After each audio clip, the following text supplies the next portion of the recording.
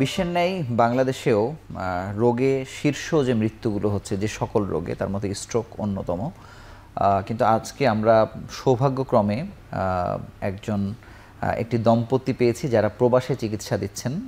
তাদের কাছে আমরা একটু আলোচনা করব যে বাংলাদেশ কি অবস্থায় আছে, কেমন চিকিৎসা দিচ্ছে এবং বহির্বিশ্বে চিকিৎসার ধরন, ট্রিটমেন্টের প্রোটোকল সবকিছু কোন পর্যায়ে পৌঁছেছে সেটি আমরা আলোচনা করব। এর মধ্যে আমরা মুমূর্ষ রোগীর চিকিৎসার বিষয়ে আমরা আলোচনা করার চেষ্টা করব। আমরা বিষয়ই দিয়েছি স্ট্রোক ও মুমূর্ষ রোগীর চিকিৎসা। এই বিষয়ে কথা বলতে আমাদের স্টুডিওতে উপস্থিত হয়েছেন, আগে বলেছি, প্রবাসী দম্পতি চিকিৎসক doctor Mahjabin Islam Orin, consultant neurologist ও neuroscience researcher, university of Sheffield, যুক্তরাজ্য।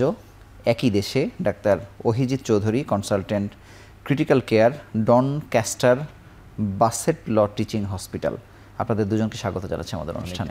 অনেক ধন্যবাদ আপনাকে। আমি একেবারে স্ট্রোক দিয়ে শুরু করতে চাই। ডাক্তার মাহাজাবিন, আপনি যেহেতু নিউরোলজিস্ট, আমার জানার বিষয় হচ্ছে যে বাংলাদেশেও স্ট্রোকে মানুষ মারা যাচ্ছে, সারা পৃথিবীতেই মারা যাচ্ছে।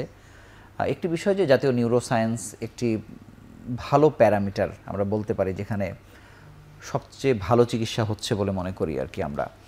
কিন্তু আমরা তারও আগে যদি জানতে চাই যে স্ট্রোকের লক্ষণগত বিষয়গুলো কি সারা পৃথিবীতে একই রকম কিনা, বা আপনাদের গবেষণায় অন্য কোনো নতুন তথ্য আপনাদের কাছে আছে কিনা।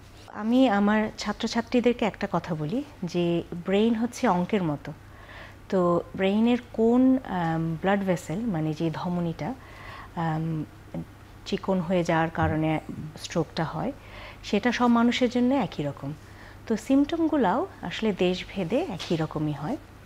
তো এই ক্ষেত্রে একটা গুরুত্বপূর্ণ কথা যেটা আমি টেলিভিশনের মাধ্যমে জানাতে চাই, সেটা হচ্ছে আমি তো যুক্তরাজ্যে কাজ করি। তো ওখানে প্যারামেডিক্সদেরকে কল করার একটা সিগন্যাল হচ্ছে, ওরা একটা টেস্ট করে যেটার নাম হচ্ছে ফাস্ট পজিটিভ। তো ফাস্ট পজিটিভ ব্যাপারটা কি, সেটা হচ্ছে এফ হচ্ছে ফেস, এ হচ্ছে আর্ম, এস হচ্ছে স্পিচ, আর টি হচ্ছে টাইম। তো কারো যদি ফেস দুর্বল হয়ে যায়, হাসি হয়তো একদিকে বেঁকে গেল, হাত হয়তো দুর্বল হয়ে গেল, এটা হচ্ছে আর্ম। স্পিচ হচ্ছে যদি কথা জড়িয়ে যায়। এই তিনটার যে কোনো একটা অথবা তিনটা সিমটম থাকলে তাহলে দ্রুত ওরা প্যারামেডিকদেরকে কল দেয়। তো আমরা এভাবেই আসলে সাধারণত ফাস্ট পজিটিভ রোগীদেরকে হাসপাতালে পাই। তবে এই বিষয়ে একটা গুরুত্বপূর্ণ তথ্য দিয়ে রাখা দরকার যে এটা সামনের দিকে, ব্রেইনের সামনের দিকে ধমনী যেগুলো, সেই ধমনীগুলোর যদি কোনো একটা বন্ধ হয়ে যায়, সেই ক্ষেত্রে এই সিমটমগুলো হয়। কিন্তু যদি পেছনের দিকে ধমনী, যেটাকে আমরা বলি পোস্টেরিয়র সার্কুলেশন, সেক্ষেত্রে একটু ভিন্ন সিমটম আসে। কথা জড়িয়ে যাওয়া যেমন একটা গুরুত্বপূর্ণ সিমটম, ইমব্যালেন্স একটা সিমটম। তো আমরা এই প্যারামিটারটা দেখেই সাধারণত, বা এই সিমটমগুলো এইভাবেই আমরা অ্যাসেস করে তারপর প্যারামেডিক রোগীদেরকে আমাদের কাছে নিয়ে আসে। ধন্যবাদ। আমার আরও প্রশ্ন আছে, আমি সম্পূরক প্রশ্নে যাব। আমি ডাক্তার ওহিজিৎ চৌধুরী আপনার কাছে জানতে চাই যে আমরা যেমন বাংলাদেশে বলি না যে জেনারেল আইসিইউ, যে কোনো রোগীকে আমরা পাঠাচ্ছি, স্ট্রোকের ক্ষেত্রে যে আইসিইউ, সেটি কি জেনারেল আইসিইউতে যেতে পারে নাকি এটা একেবারেই আলাদা? বা যেমন আমরা নিউরোসায়েন্সে যে স্ট্রোক সেন্টার বলছি, সেখানে একেবারে বিশেষায়িত নারীদের জন্য 100, পুরুষদের জন্য 100 আলাদা শয্যা আছে, মানে এটার পার্থক্যটা আসলে কি? স্ট্রোকের রোগী নিউরো আইসিইউ আর জেনারেল আইসিইউ দুটোতেই যেতে পারে দরকার ভেদে। বাইরের দেশগুলোতেও আমাদের দেশের মতোই জেনারেল আইসিইউ, নিউরো আইসিইউ পৃথক।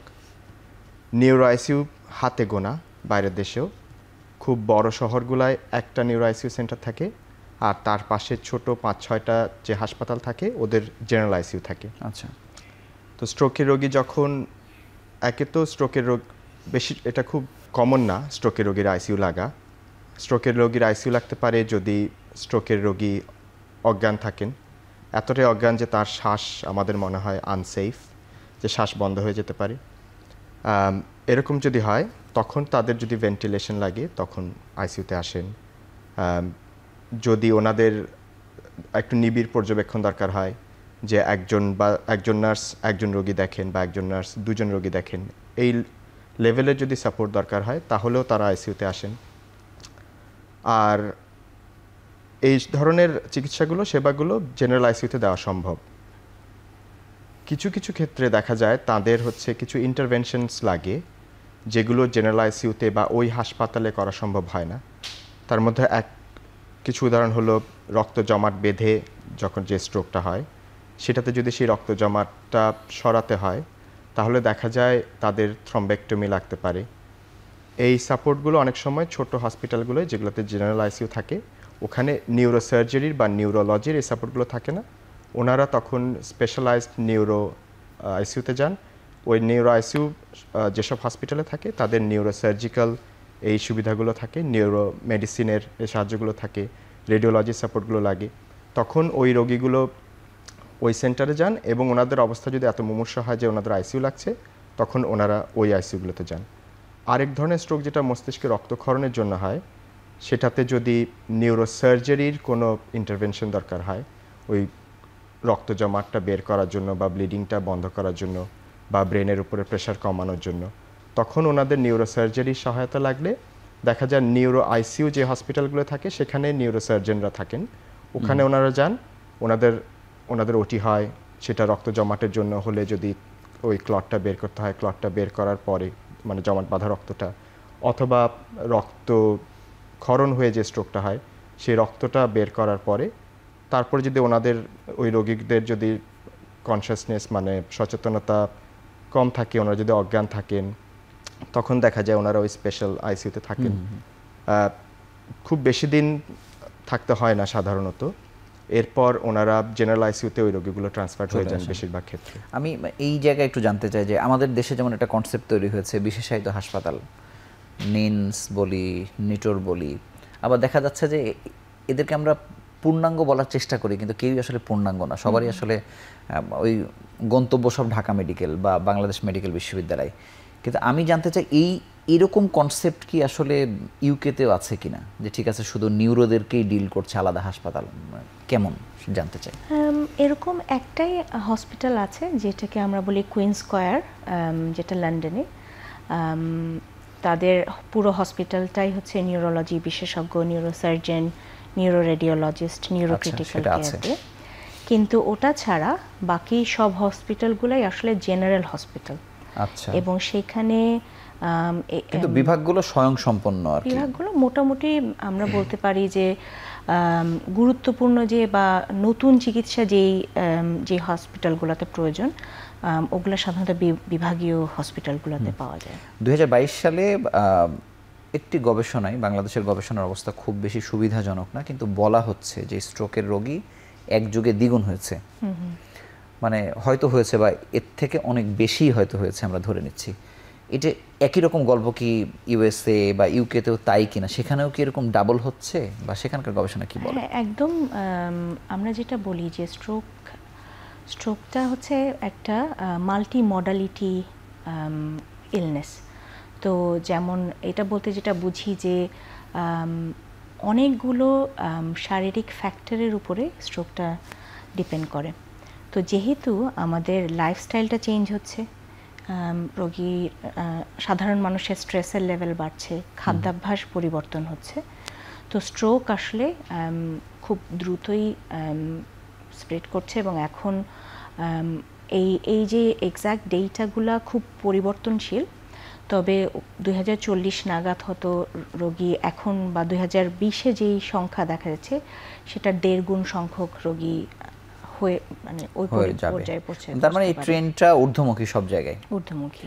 ডাক্তার অভিজিৎ, আপনার কাছে জানতে চাই যে বাংলাদেশে তো আপনি অবশ্যই জানেন, যেহেতু ঢাকা মেডিকেলে আপনারা দুজনই ছিলেন, বাংলাদেশের আইসিইউগুলো চালাতেন বা এখন পর্যন্ত আসলে মানে অ্যানেস্থেসিওলজিস্ট যারা আছেন তারাই মূলত চালান।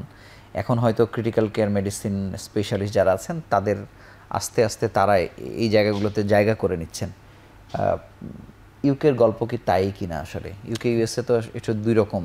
জি, ইউকের সিস্টেমটা অনেকটাই বাংলাদেশের মতো। জি, ওখানেও ঐতিহাসিকভাবে অ্যানেস্থেসিওলজিস্টরাই চালাতেন আইসিইউ। এই গত 12 বছর যাবত ওখানে আমাদের বাংলাদেশের মতো ইন্টেনসিভ কেয়ার মেডিসিন একটা ভিন্ন স্পেশালিটি তৈরি হয়েছে। আর ইদানিং অ্যানেস্থেসিওলজিস্টদের তুলনায় নন অ্যানেস্থেসিওলজিস্টরাই বেশি সংখ্যায়। কিন্তু ICU ইউএস চালানোর এর গল্প কি এরকম না বোধহয়? অনেক আগে থেকেই ক্রিটিক্যাল কেয়ার মেডিসিন, হ্যাঁ, ওখানে অনেক আগে থেকেই জি, ক্রিটিক্যাল কেয়ার মেডিসিনটা অনেক আগে থেকেই প্রতিষ্ঠিত। গুণগত পার্থক্য কি মনে করেন, মানে কি হচ্ছে কি আসলে? মানে আমার মনে হয় যে মেডিসিনের বেশ ভালো নলেজ লাগে আচ্ছা, আইসিইউ চালানোর জন্য। অ্যানেস্থেটিস্টদের যে স্কিলগুলো, এয়ারওয়ে স্কিল, মানে রোগীকে ভেন্টিলেটেড করা, রোগীর ব্লাড প্রেশার বেশি বা কম থাকলে সেটা ম্যানেজ করা, এগুলো খুব ইউজফুল। কিন্তু একটা যে হোলসাম একটা সামগ্রিক ধারণা থাকা দরকার, সেটা ইন্টেন্সিভ কেয়ার মেডিসিনে একজন ইন্টেন্সিভ কেয়ার স্পেশালিস্ট বেশি ভালো হওয়ার কথা ওনার, যেহেতু আমাদের ট্রেনিংটা ইন্টেন্সিভ কেয়ার মেডিসিনের ট্রেনিংয়ে মেডিসিনের ট্রেনিংয়ের একটা বড় অংশ থাকে। 5 বছরের ট্রেনিংয়ে অন্তত আপনার 2 বছর শুধু মেডিসিন থাকে। সেখানে কিডনি ওয়ার্ডের প্লেসমেন্ট থাকে, হেপাটোলজিতে থাকে, গ্যাস্ট্রোএন্টারোলজিতে থাকে, রেসপিরেটরি মেডিসিনে থাকে, কার্ডিওলজিতে থাকে। তারপরে 1 বছর থাকে পিওর অ্যানেস্থেসিয়া, আর 1 বছর থাকে পিওর আইসিইউ। তো ট্রেনিংটা হয় অনেক বেশি সামগ্রিক, যেটা অ্যানেস্থেটিস্টদের হয় না। ওনাদেরটা অ্যানেস্থেসিওলজি রিলেটেডই থাকে, রোগীকে অজ্ঞান করা। এই যে মানে আমাদের তো একটা ইউকে কে ফলো করি আমরা, হ্যাঁ, এটা কি সেখানেও এমন যে একটা ক্রাইসিস ছিল তাই এরকম ছিল? ওনাদের মনে হয়েছে গত 15-20 বছর ধরে যে রোগীর আউটকাম বেশি হবে ক্রিটিক্যাল কেয়ার মেডিসিন স্পেশালিস্ট যারা দিয়ে, আইসিইউ স্পেশালিস্ট, তারা যদি মেডিসিনে আরেকটু বেশি এক্সপোজড হন তাহলে কেয়ারটা বেটার হবে। আচ্ছা, অন্য ডিপার্টমেন্টগুলোর সাথে, অন্য স্পেশালিটিগুলোর সাথে সম্পর্কটা বেটার হয়। যদি আমার আইডিয়া থাকে কিডনি রোগ সম্পর্কে, হেপাটোলজি সম্পর্কে, আমাকে তাহলে আমি নিজেও কিছুটা ম্যানেজমেন্ট শুরু করতে পারি কিডনি স্পেশালিস্ট বা হেপাটোলজিস্ট বা কার্ডিওলজিস্ট আসার আগে। জি, ডাক্তার মাহজাবিন ইসলাম, আমার জানার বিষয় হচ্ছে যে লক্ষণ বলি বা গতি প্রকৃতি বলি, রোগীর ক্ষিপ্রতা আরও যে বাড়ছে রোগীর সংখ্যা, কিন্তু হাসপাতালের ম্যানেজমেন্টের ক্ষেত্রে মানে একটা রোগীকে যখন আমরা দেখছি যে তার মুখ বা হাত বেঁকে যাচ্ছে বা যে সিমটমসগুলো আছে, কিন্তু ওই রোগীটাকে দ্রুত গতিতে নিয়ে এসে চিকিৎসা শুরু করা, হ্যাঁ, সেটি হয়তো কোনো কোনো ক্ষেত্রে আমাদের নিমসে যেমন আছে যে হয়তো 1 বছরে আমরা 375 জন বা 500 জনের মধ্যে দেখা গেছে যে কারা 3.5 ঘন্টা বা 4 ঘন্টার ভিতরে আসতে পারলো। কিন্তু এই যে নিয়ে আসার যে মানে তাড়াহুড়াটা, মানে ওই জায়গাতে মেকানিজমগুলো কত বেশি স্ট্রং স্ট্রোকের রোগীর ক্ষেত্রে? স্ট্রোকের ক্ষেত্রে যেটা আমরা বলি সেটা হচ্ছে টাইম ইজ ব্রেইন। জি, যে প্রতি মুহূর্তে আমরা যত সময় ব্যয় করছি চিকিৎসা শুরু করার আগে, তত আমরা ব্রেইনে নিউরন হারাচ্ছি। তো এখন যেটা নতুন স্টাডিগুলোতে বলছে যে আগে একটা কাট অফ ছিল যে 4.5 ঘন্টার মধ্যে রোগীদেরকে হসপিটালে নিয়ে আসলে আমরা বলি ডোর টু নিডল টাইম। তো এটা ছিল হচ্ছে 90 মিনিট। তো এর মধ্যে যদি রোগীদেরকে আমরা যে নতুন চিকিৎসা, এখন আসলে নতুন বলাটা ভুল হবে, বেশ অনেক বছর হয়েছে, কিন্তু যেটা সবচেয়ে গুরুত্বপূর্ণ চিকিৎসা বলি থ্রোম্বোলাইসিস, যেটা হচ্ছে যে জমাট বাঁধা রক্তটাকে এই সচল করে দেয়া বা খুলে করার জন্য সাহায্য করে। তো সেই থ্রোম্বোলাইসিসটা 4.5 ঘন্টার মধ্যে শুরু করতে হবে। তার বাইরে যদি রোগী আসেন সেই ক্ষেত্রে আমরা আগে তাদেরকে থ্রোম্বোলাইসিস দিতে পারতাম না। কিন্তু রিসেন্ট কিছু ট্রায়ালে বলা হচ্ছে এবং এখন আমরা এটা আমার সেন্টারেও প্র্যাকটিস করি, সেটা হচ্ছে রোগীরা যদি 4.5 থেকে 9 ঘন্টার মধ্যে আসে সেই ক্ষেত্রেও আমরা ক্ষেত্র বিশেষে তাদের এই রক্ত তরল করার ওষুধটা বা থ্রোম্বোলাইসিসটা দিতে পারি। কিন্তু এর জন্য একটা বিশেষায়িত টেস্টের প্রয়োজন, যেটাকে আমরা বলি এমআরআই পারফিউশন স্ক্যান, যেটা বেসিক্যালি দেখে যে কতটুকু অংশ আসলে ক্ষতিগ্রস্ত হয়েছে আর কতটুকু আমরা আসলে বাঁচাতে পারবো। তো এর জন্য একজন ভালো নিউরো রেডিওলজিস্ট আছেন আমাদের, তারা হচ্ছে আমাদেরকে সাথে সাথে স্ক্যানটা করে দিয়ে আমাদেরকে বলতে পারেন যে একে হয়তো থ্রোম্বোলাইসিসটা দিলে সাকসেসফুল হবে। এই টেস্টটা কি বাংলাদেশে হচ্ছে কিনা এখন?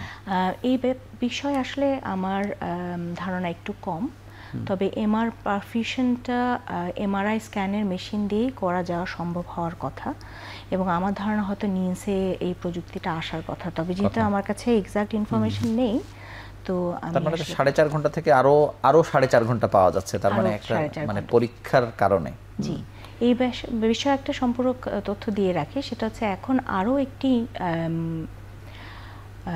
গুরুত্বপূর্ণ চিকিৎসা চলে এসছে, যেটা আমরা আমাদের সেন্টারে করি, যেটাকে বলা হয় থ্রোম্বেক্টমি।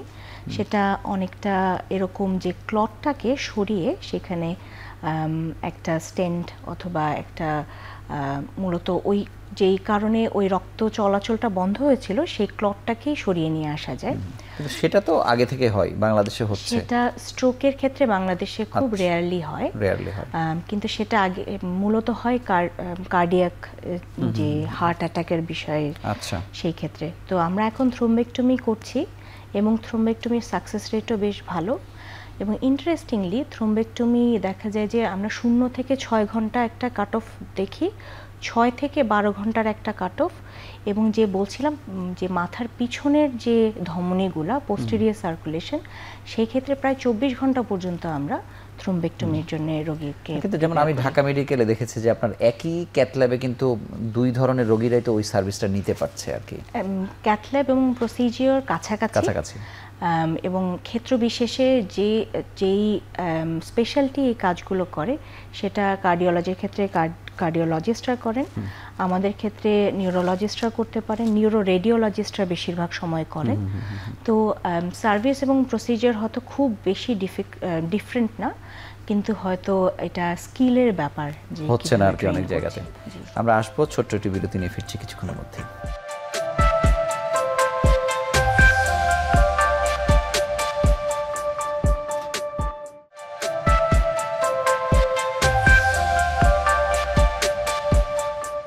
ডাক্তার অভিজিৎ চৌধুরী, ঢাকা মেডিকেলে প্রতিদিন, ঢাকা মেডিকেলের প্রসঙ্গ বেশি আনছে, আপনারা দুজনেই ঢাকা মেডিকেলে ছিলেন, এই কারণে অসংখ্য রোগী মানে আইসিইউ পর্যন্ত পৌঁছতে পারছেন না, একেবারে মারা যেতে হচ্ছে তাকে অবধারিতভাবে, কারণ আসলে তো সব ইয়েতে বাড়ানো যাচ্ছে না।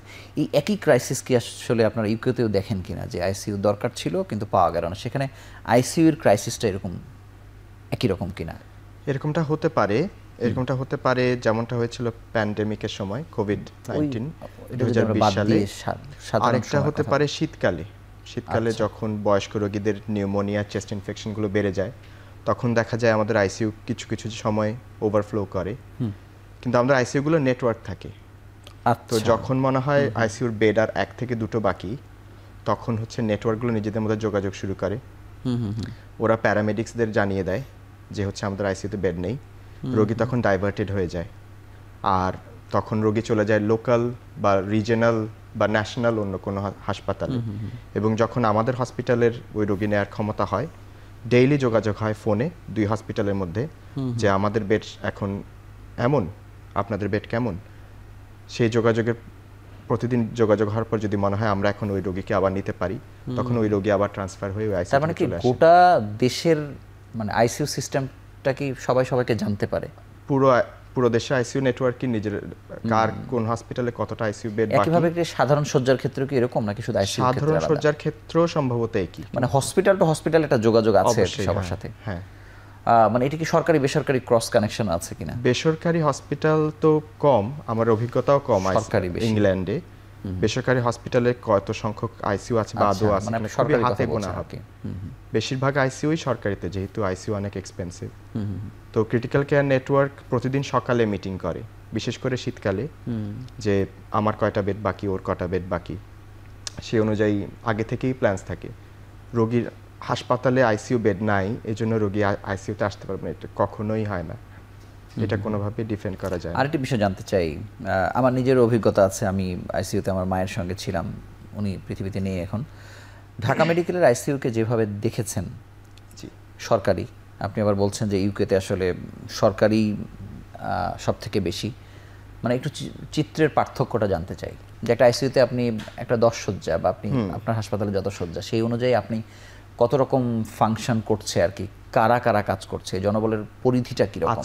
আচ্ছা, আইসিইউতে আমাদের দিনে কনসালটেন্টস থাকে 2 জন, রাতের জন্য একজন কনসালটেন্ট অন কল থাকেন। তিনি বেশিরভাগ সময় বাসায় থাকেন, আধা ঘন্টা দূরত্বে থাকেন। শয্যা সংখ্যা কত? শয্যার সংখ্যা হবে, এটা ভ্যারি করে, পার্থক্য থাকে। সর্বনিম্ন 6 থেকে শুরু করে সর্বোচ্চ 100 বেডেরও হতে পারে। আইসিইউ শহরের সাইজ অনুযায়ী, শহরের জনসংখ্যা অনুযায়ী। যেমন আমি বলছি যে আপনি যেখানে সার্ভিস দিচ্ছেন সেটার আইসিইউ শয্যা সংখ্যা আমাদের বেড হলো 23টা। 23 বেডের হাসপাতালে দিনে থাকেন 2 জন কনসালটেন্ট, রাতে একজন অনকল থাকেন, একজন রেজিস্ট্রার থাকেন, মিডল গ্রেড ডাক্তার, আর ইন্টার্ন ডক্টরের মতো আমাদের যেমন ইন্টার্ন ডক্টর থাকেন, ট্রেনি ডক্টর থাকেন, ওরকম থাকেন 5 থেকে 6 জন দিনের বেলা। আচ্ছা। আর রাতে থাকেন একজন। নার্স থাকেন কয়জন? নার্স থাকেন প্রতি রোগীর জন্য একজন। আচ্ছা। যারা ভেন্টিলেটেড, যারা লাইফ সাপোর্টে আছেন, যাদের ডায়ালাইসিস লাগছে তাদের জন্য একজনের জন্য একজন। আর কিছু রোগী থাকেন যাদের এতটা দরকার হয় না, যাদের শুধু হয়তো ব্লাড প্রেশার সাপোর্ট লাগছে বা অল্প একটু বেশি অক্সিজেন লাগছে ওয়ার্ডের তুলনায়, তাদের জন্য 2 জন রোগীর জন্য একজন নার্স। এটাই সর্বনিম্ন নার্সিং। 2 জনের কখনোই একজন নার্স মানে এখানে মানে সহায়ক জনবলের প্রাধান্যটা অনেক বেশি, সংখ্যাটা অনেক বেশি, কারণ হয়তো লোডটা চিকিৎসক হয়তো কম নিচ্ছে। আর দিনের বেলা একজন ফিজিওথেরাপিস্ট থাকেন, একজন আসলে একটা দল থাকে, ফিজিওথেরাপিস্ট, অকুপেশনাল থেরাপিস্ট, তারপর স্পিচ অ্যান্ড ল্যাঙ্গুয়েজ থেরাপিস্ট, একজন ডায়েটিশিয়ান থাকেন, একজন নিউট্রিশনিস্ট থাকেন, একজন মাইক্রোবায়োলজিস্ট থাকেন, একজন ফার্মাসিস্ট থাকেন। বেশিরভাগ সময় আইসিইউ টিম আইসিইউ রোগীর সংখ্যার চেয়ে অনেক বেশি থাকে, বড় থাকে। না, তা তো থাকতেই হবে। ডাক্তার মাহাজাবিন, আপনার কাছে জানবো যে আপনি জাতীয় নিউরোসায়েন্সের যাতায়াত আপনার আছে কিনা, বা এখানকার চিকিৎসা কিভাবে চলছে না চলছে দেখা হয় কিনা, বা ঢাকা মেডিকেলের নিউরোলজি বিভাগের সাথে আপনার যোগাযোগ তো থাকবার কথা? কিছুটা যোগাযোগ আছে, যেমন নিমসে কিছু আমার পরিচিত যারা ঢাকা মেডিকেলের সিনিয়র, তাদের সাথে মাঝে মাঝে যোগাযোগ হয়, রিসার্চের পারপাসে হোক। তো কিছুটা আইডিয়া আছে, এবং এই আইডিয়ার কারণে আমি জানি যে থ্রোম্বেক্টমি হয়েছে, হয়তো খুব বেশি সংখ্যায় না, থ্রোম্বোলাইসিস হয়। তো এই ইনফরমেশনগুলো থ্রোম্বোলাইসিস ঢাকা মেডিকেলে সম্ভবত খুব নিয়মিতই হয় আর কি, যতদূর এখন ঢাকা মেডিকেলে হয়, এখন কিছু বেসরকারি হাসপাতালেও হয়, নিমসে তো হয়। তো তাদের কাছ থেকেই মূলত জানা যে আসলে কোন পর্যায়ে আছে আমার চিকিৎসাটা। আমার হাসপাতাল হিসাবে নিমসে কাজ করা হয়নি, কিন্তু যেটা বললাম আর কি, যে যেহেতু রিসার্চে কাজ করি, অনেকের সাথে দেখা যায় যে যোগাযোগ করা হয়, তখন কথাবার্তা বলা হয়। আমার যেটি জানার বিষয়, যারা পরবর্তী জেনারেশনে বা বিভিন্ন জন যারা নিউরোলজিস্ট হচ্ছেন বাংলাদেশে, আপনাদের সাথে তো তাদের একটা যোগাযোগ হচ্ছে, সেটা ঢাকা মেডিকেল থ্রুতে হতে পারে, মানে যে শেখার জায়গাটা, এখানে যারা এমডি করছেন, এফসিপিএস করছেন, তারা যেভাবে বেড়ে উঠছেন, বা আপনারা এমবিবিএস করে কিছুদিন প্র্যাকটিস করে যারা দেশের বাইরে গেছেন, শেখার জায়গাটা কেমন? মানে একটা তো হচ্ছে যে অবশ্যই অনেক বেশি রোগী দেখছেন, যেটি আমরা বলতেই পারি যে তার অভিজ্ঞতা অনেক বেশি, কিন্তু এটার বাইরে আসলে শিখছেন কতটুকু, সেখানে কোনো গ্যাপ বা চ্যালেঞ্জ দেখেন কিনা? আমার কাছে যেটা মনে হয়েছে যে দুটো দেশের পার্থক্য হচ্ছে রোগী ম্যানেজ করার সিস্টেমের উপরে। তো আমরা যখন ওখানে ট্রেন্ড হই, আমাদেরকে দুভাবে ট্রেন করা হয়। একটা হচ্ছে একটা রোগী যেটা কমন রোগী, হয়তো সেটা এপিলেপসি হতে পারে, স্ট্রোক হতে পারে, মাথা ব্যথার রোগী হতে পারে, এই রোগীদেরকে যাতে আমরা সর্বোচ্চ কেয়ারটা দিতে পারি, এইটা হচ্ছে আমাদের ট্রেনিংয়ের মূল লক্ষ্য। আমি ইউকের পার্সপেক্টিভের কথা বলছি। তো আমরা এই জন্য কমন রোগগুলো খুব বেশি ম্যানেজ করাটা শিখি, এবং এটা শুধু আমরা না, মানে ওরা একদম ওদের মেডিকেল স্কুল থেকে এমনভাবে ট্রেন করে যাতে কমন রোগী, কমন সিমটম নিয়ে আসা রোগীদেরকে খুব ভালো ম্যানেজ করা যায়। আর দ্বিতীয় যে ব্যাপারটা, সেটা হচ্ছে যার যেদিকে স্পেশাল ইন্টারেস্ট, তো এই ব্যাপারটা খুব গুরুত্বের সাথে দেখা হয়। যেমন মাথা ব্যথার একটা চিকিৎসা হচ্ছে বোটুলিনাম টক্সিন ব্যবহার করা, স্পেশালি মাইগ্রেনের রোগীদের আমরা বোটুলিনাম টক্সিন ব্যবহার করে ট্রিট করি। তো যেহেতু আমার মাথা ব্যথায় আগ্রহ ছিল, সেই জন্যে আমি নিজ দায়িত্বে হয়তো নার্সদের সাথে অথবা ডাক্তারদের সাথে বসে বসে শিখেছি। তো ট্রেনিংটা অনেক স্ট্রাকচার্ড, এবং ট্রেনিংয়ে অনেক কিছু নিজের চেষ্টায় শেখার অপরচুনিটি আছে। কিন্তু বিশেষায়িত্বর যে ব্যাপারটা, সেটি তো সারা পৃথিবীতে, আমি যখন মনে করি যে আমি ঠিক আছে মানে শিশু বিশেষজ্ঞ হব বা আরও সুপার স্পেশালিটিতে যাব, সেটা তো আমি শিখবই, কিন্তু এই যে কমন প্র্যাকটিস করানো, মানে এই ট্রেনটা আমাদের দেশে এটা কিভাবে হয়, মানে আমাদের স্কুলিংগুলো কেমন হচ্ছে? আমার কাছে মনে হয় যে আমি এফসিপিএস এর ট্রেনিংয়ে ছিলাম কিছুদিন, তো আমরা আসলে শিখি, কিন্তু একটা গুরুত্বপূর্ণ যেটা অসুবিধা আমার কাছে মনে হয়, সেটা হচ্ছে ট্রেনিংটা আরও অনেক স্ট্রাকচার্ড হতে পারে, যে যাকে আমি নিউরোলজিস্ট বানাবো বা মেডিসিন স্পেশালিস্ট বানাবো তার কি কি আসলে কারিকুলামে থাকলে সে একজন পূর্ণাঙ্গ স্পেশালিস্ট হয়ে উঠবে, সেই জায়গাটাতে আসলে আমাদের কাজ করার সুযোগ আছে আমাদের দেশে। এবং এটা আসলে খুব কঠিন আমার কাছে মনে হয় না, কারণ ওয়েস্টার্ন ওয়ার্ল্ডে এই ধরনের অনেক টেমপ্লেট আছে এবং আমরা যেহেতু আরেকটা দেশে কাজ করি আমরাও এই বিষয়ে অনেক সহায়তা করতে পারবো। আর দ্বিতীয় যে জিনিসটা আমার কাছে মনে হয় রোগীর চাপ। তো একটা হসপিটাল অ্যাডমিশনে ঢাকা মেডিকেলে আমরা হয়তো 100-150 রোগী একদিনে দেখতাম। তো তাতে যেটা হয় যে অনেক সময় শুধু রোগী ম্যানেজ করাটা গুরুত্বপূর্ণ হয়ে দাঁড়ায়, শেখাটা তখন কম গুরুত্বপূর্ণ হয়ে দাঁড়ায়। তো এটা আমার কাছে মনে হয় যে এটা বেশ জরুরি যে কোনো ট্রেনিংয়ের জন্যে। তো ওটা আমি পেয়েছি যে আমি যখন ইউকেতে ট্রেনিং করেছি তখন আমার ট্রেনিং নিডটা ওরা গুরুত্বের সাথে নিত এবং এটার এই বিষয়ে আমার রেগুলার আমার সুপারভাইজারের সাথে মিটিং হতো। তো স্ট্রাকচারটা আমার কাছে মনে হয় যে একটু ইমপ্রুভ করা যেতে পারে। মানে এটা একটা খুব গুরুত্বপূর্ণ পয়েন্ট বলেছেন যে আসলে রোগীর চাপ সামলাতে গিয়ে সে আসলে শেখার বিষয়টা হয়তো তার মাথা থেকে আউট হয়ে যায় অনেক ক্ষেত্রে। ডাক্তার অভিজিৎ চৌধুরী, আমরা যেমন শুনি যে বিদেশে আপনার ইমার্জেন্সি সার্ভিসটা এত বেশি স্ট্রং যে রোগীকে আমরা আইসিইউ পর্যন্ত যেতেই হয়তো আপনারা দিচ্ছেন না, থামিয়ে দেওয়ার চেষ্টা করা হয়। কিন্তু আমাদের দেশে কিন্তু এই জরুরি বিভাগও এখনও যদি আপনি ঢাকা শহরেও বলেন, মানে বাংলাদেশ মেডিকেল বিশ্ববিদ্যালয়ের সামনেও একজন মাথা ঘুরে পড়ে গেলে মানুষ মনে করে তাকে ঢাকা মেডিকেলে নিয়ে যেতে হবে, এবং ওই ইমার্জেন্সি সার্ভিস কিন্তু বাংলাদেশ মেডিকেল বিশ্ববিদ্যালয় দিচ্ছে না। হয়তো এটি তার কাজও না, মানে সে তো আর মানে সে গবেষণা করবে এটি তো আমরা তাদের কাছে প্রত্যাশা হয়তো, কিন্তু এগুলো গড়ে ওঠে নাই। বড় সরকারি হাসপাতালগুলোতেও দেখবেন যে সেটা হয় নাই।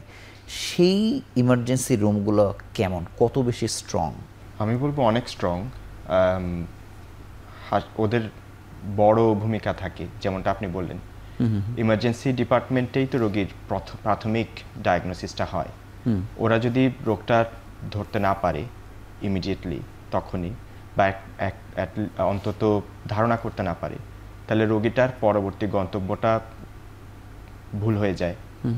যে রোগীর হয়তো হার্ট অ্যাটাক সে যাবে সিসিইউতে, যে রোগীর স্ট্রোক সে যাবে স্ট্রোক ইউনিটে, যে রোগীর আইসিইউ দরকার সে আইসিইউতে, যে রোগীর নিউমোনিয়া সে যাবে চেস্ট ইউনিটে।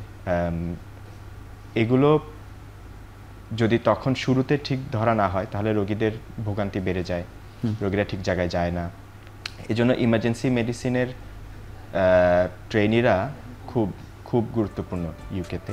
ধন্যবাদ। আমরা ছোট্ট একটু বিরতি নিয়ে ফিরছি কিছুক্ষণের মধ্যে।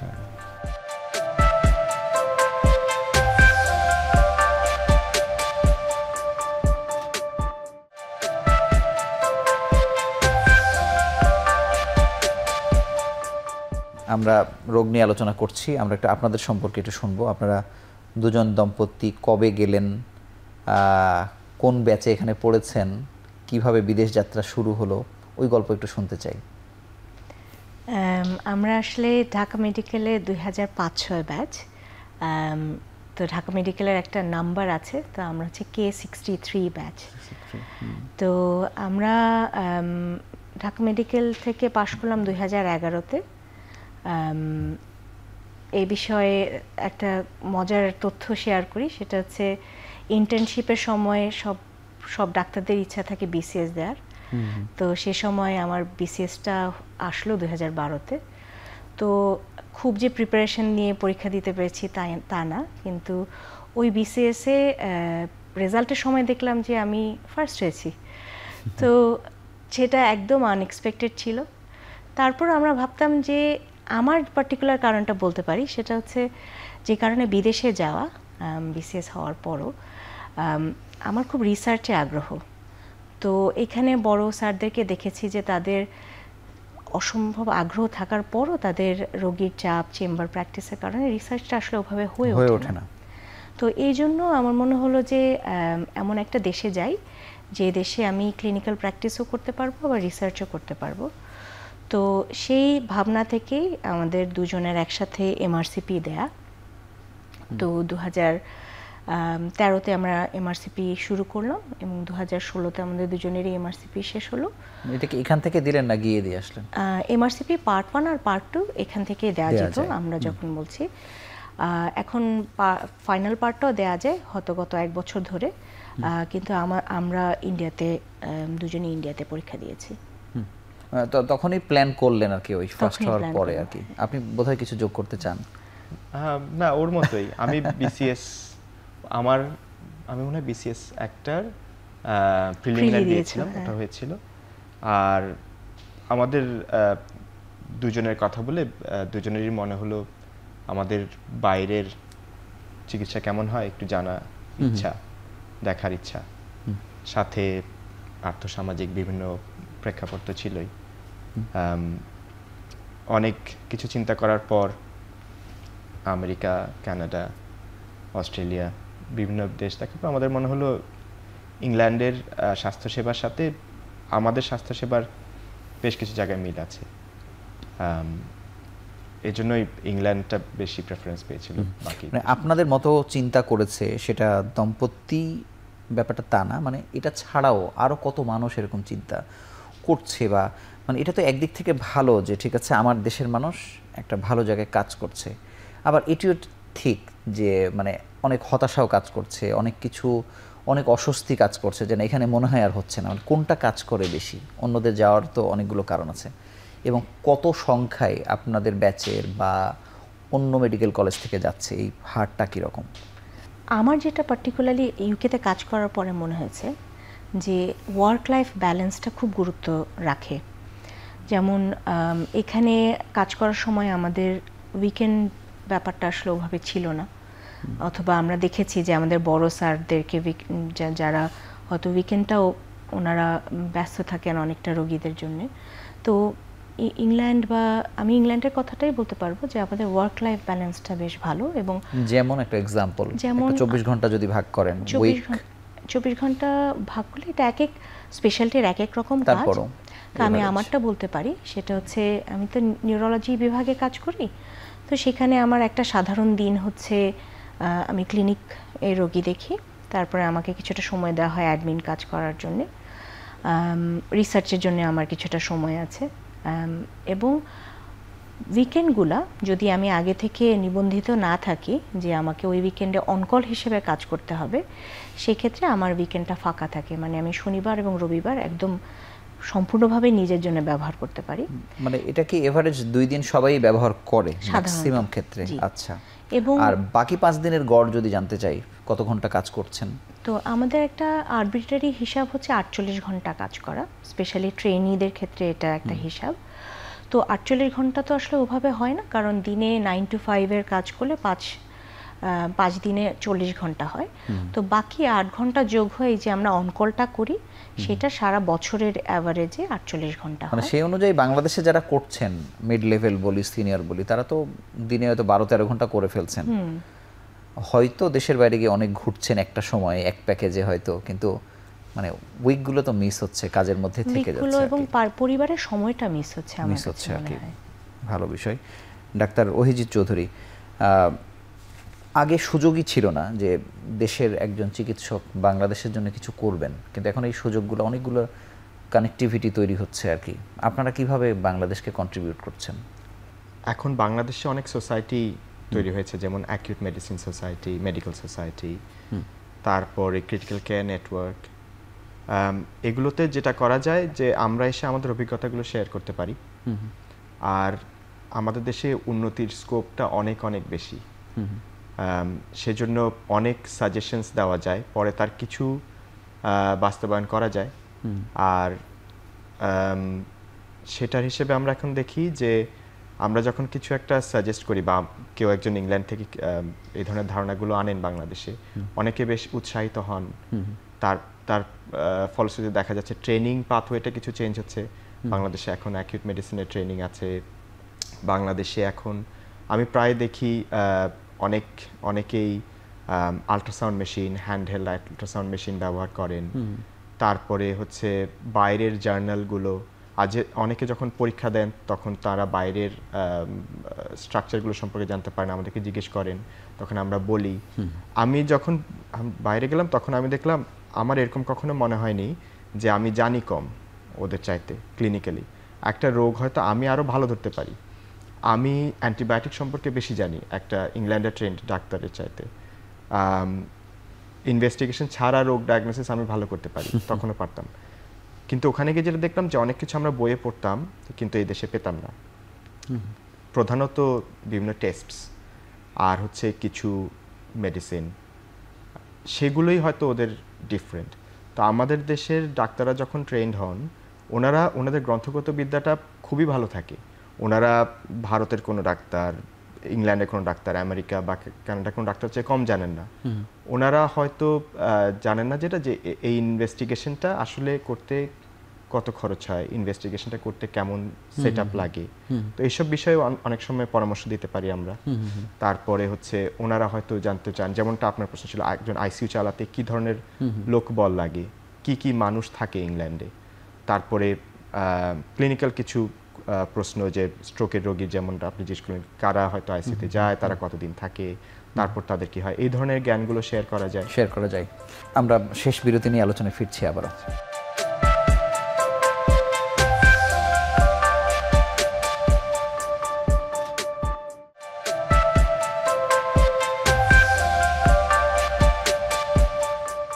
ডাক্তার মাহাজাবিন ইসলাম অরিন, আপনার কাছে জানতে চাইবো যে আপনি সম্ভবত একটা গ্রুপ চালান যেটার মাধ্যমে হয়তো বাংলাদেশ থেকে বাংলাদেশের শিক্ষার্থীরা, মেডিকেল শিক্ষার্থীরা যুক্তরাজ্যে যাচ্ছে বা যাওয়ার পথ তৈরি হচ্ছে, সেটি কিভাবে কাজ করে, কতজন এখন পর্যন্ত গেছে, আপনার সহযোগিতায় বা আপনাদের কমিউনিটির সহযোগিতায় একেবারে ছোট্ট করে জানতে চাই।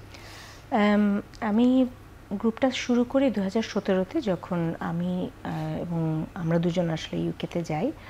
তো আসলে তখন আমাদের মূল ধারণাটা ছিল যে আমরা দেখতাম যে আমাদের পার্শ্ববর্তী দেশের যে ডাক্তাররা, তাদের খুব পরিষ্কার গাইডলাইন আছে, তাদের বড় ভাই বোনেরা তাদেরকে কিভাবে ছোট ভাই বোনদেরকে গাইড করে। তো ওই ভাবনা থেকেই তৈরি করা। তো এই গ্রুপটা, যার নাম হচ্ছে প্ল্যান ইউর পোস্ট গ্রাজুয়েশন, তো এখন এই মুহূর্তে 16,000 মানুষ এটার সাথে জড়িত। সবাই ডাক্তারই তো আছে এখানে? সব ডাক্তার, জি। এবং যারা হয়তো বিদেশে ক্যারিয়ার করতে চান, এরকম মানুষ। এর মধ্যে আসলে সঠিক সংখ্যাটা তো আমার কাছে নাই, কিন্তু কমপক্ষে 300-400 মানুষকে আমরা অ্যাজ এ কমিউনিটি হেল্প করার চেষ্টা করেছে, এবং তারা হয়তো বিভিন্ন স্টেজে এখন। মানে এই গ্রুপটা কি আপনাদের দুজনের নিজস্ব নাকি আরো অনেক ডাক্তার এটার সাথে আছে? এই গ্রুপটা তৈরি করার আইডিয়াটা আমাদের, এবং এই গ্রুপে আসলে আরো ডাক্তার আছেন যারা তাদের সহায়তা দিয়ে এই গ্রুপটাকে বাঁচিয়ে রাখেন। এবং কিছু কিছু জিনিস হয়তো আমরা মেডিসিনের মানুষ, আমরা সবটা জানি না। সার্জারি পাথওয়েটা কিভাবে একজন হয়তো সার্জন মামার চেয়ে ভালো যাবেন, সেটা আপনারা মানে কোলাবোরেশন করেছেন, তাদেরকে অ্যাড করেছেন।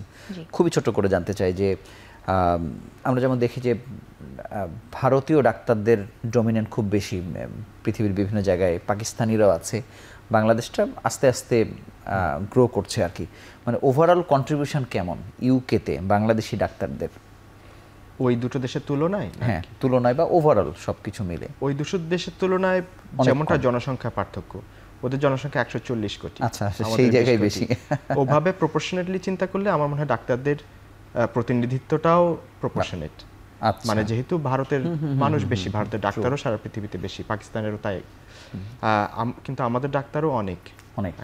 আমি এই ব্যাপারে একটা ছোট্ট জিনিস অ্যাড করতে চাই, সেটা হচ্ছে ওরা অনেক আগে শুরু করেছে, কিন্তু এখন বাংলাদেশি ডাক্তাররা প্রচুর যাচ্ছে। তো এটা একটা প্রমিসিং ব্যাপার ইন এ ওয়ে, যে তারা হয়তো অনেক সহায়তা পাচ্ছেন, যে কারণে হয়তো, এবং তাদের ওই পাথওয়েটা এখন অনেক বেশি ক্লিয়ার।